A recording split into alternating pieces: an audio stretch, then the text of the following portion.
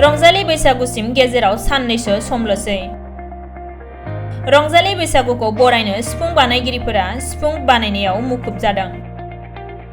खाम सिफुं सेरजा दामनायनि सोदोबफोरा रायजोनि गुबुन गुबुन ओनसोलफोराव रिंखांदों। 2 बोसोरनि उनाव रंजालि बैसागुखौ बरायनो रायजो नाङै साखाफारा जादों। बेबायदिनो सिफुं बानायगिरिफोराबो मुखुब जादों सिफुं बानायनायाव। बाक्सा जिल्लानि मसलपुर महकुमानि सिङाव थानाय रामपुर नाथकुसिनि सतीश रामसियारियाबो सिफुं बानायनायाव मुखुब जानानै दङ। सानफ्रोमबो गुबुन गुबुन स्केलनि सिफुं बानायबोदों सतीश रामसियारिया। सतीश रामसियारिनि थांखिया बैसागु बोथोराव गोबां सिफुं फाननाय। मानोना कर'ना महामारिनि थाखाय थांनाय 2 बोसोराव रंजालि बैसागुआ खुंजायाखै। सतीश रामसियारिया मिथिहोनाय बायदिब्ला थांनाय 15 बोसोर नाङैनो बिथाङा बानायनाय सिफुंफोरखौ बाक्सानि गुबुन गुबुन सप्तायारि हाथाइजों लोगोसे गुबुन गुबुन फोरबो हाबाफारिफोरावबो सिफुंफोरखौ फानबोदों। सतीश रामसियारि, गामिया जाबाय रामपुर नाथकुसि, डिस्ट्रिक्टआ जाबाय बाक्सा डिस्ट्रिक्ट। आसा बेखौथ' सिफुंखौ बानायनाया आङो गोबावानो जाबाय। आवगायो आङो माबायाव दामखायोमोन नालाय एसेला, बेनिफ्राय दखाननिफ्राय बायना लाबोनानै दामफैबाय थायो। बेनिफ्राय आरो आं साननायसै आरो सिफुंखौथ' खुलिबानो जायो नालाय, एसेमान आं मिस्ट्रि रखम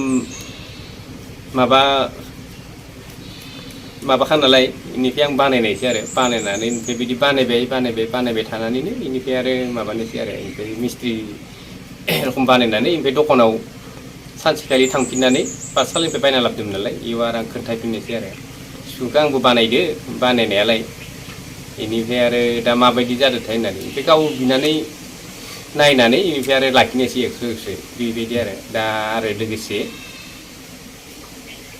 एनिफ्राय ABCDEF G स्केलालागै बानायनाय जायो आरो आं।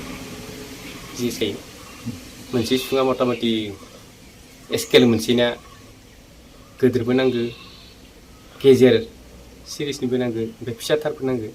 3 सिरिसनि बानायनाय जायो आरो।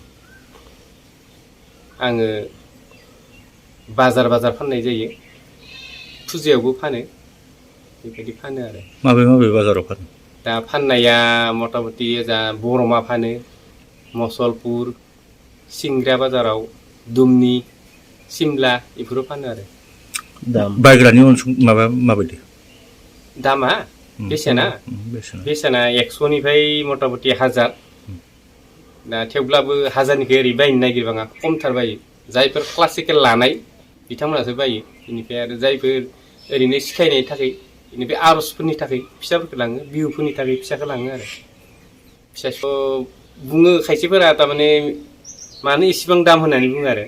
औवा ससेयावथ' एसेबां दाम लाथ'वा होननानै बुङो। दा 200-300 बेखौनो गियो आरो। खायसेफोरा आरो क्लासिकेल लानायफोरा आरो इसोरथ' आरो 200-300 बा खमसो जाबावलायदो ओरैना बुङो आरो। दा जोङो ओरैनो अनलाइनाव बायनो गोनांबा 2000, 1500, 1600 बेबायदियाव बायो, बेबायदि बुंलाङो आरो बिथांमोना। मोजाङैनो नोङो बानायनानै फानबाय थाग्रा जा, बेबायदि उपदेश होलाङो आरो। बिदिनो मथा-मथि 100निफ्राय बेफोर सिफुंखौ मथा-मथि आङो माबायाव फानो, 300 फानो।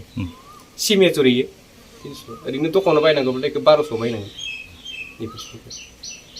जायगानि थाखायथ' आङो दा बानायनायाथ' बोसोरावथ' आं मथा-मथि गोबाङानो बानायनाय जायो। 4000सो सिफुं बानायनाय जायो, खिन्थु फानो आरो। फाननानै बेनिफ्राय आरो नै दा फुजाफोराव फानबाय नालाय, बेनिफ्राय बाजार फानबाय नालाय, दा 150थासो सिफुं दंबावो। दा 150थासो सिफुं दङ। ओमफ्राय आं नै दा बानायबाय थानांसिगोन आङो बैसागोनि थाखाय। मथा-मथि दा 200-300सो सिफुं नांगोन आरो बैसागोनि थाखाय।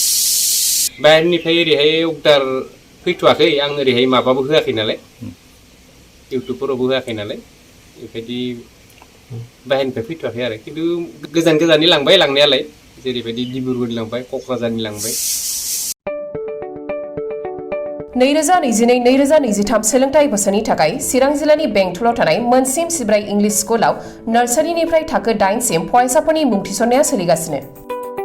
बे फरायसालियाव हौवासा आरो हिन्जावसाफोरनि आलादायै थानायनि राहानि थाखाय हस्टेलनि खाबु दङ। गोजौ सोलोंथाइ लानाय रोंगौथि गोनां आरो मोजां फोरोंथाइ मोननाय फोरोंगिरिफोरनि गेजेरजों बे स्कुलाव फरायसाफोरनो सोलोंथाइ होनाय जायो। Computer and science laboratory, games and sports, physical education, smart class, art and music class, coaching आरो टिउसननि खाबुखौ बे स्कुलाव मोननो हागोन। गोग्गो आरो गुन गोनां सोलोंथाइ मोनहोनायनि थाखाय मोनसिम सिब्राय इंलिश स्कुलाव मुं थिसननायनि खाबुखौ लादो।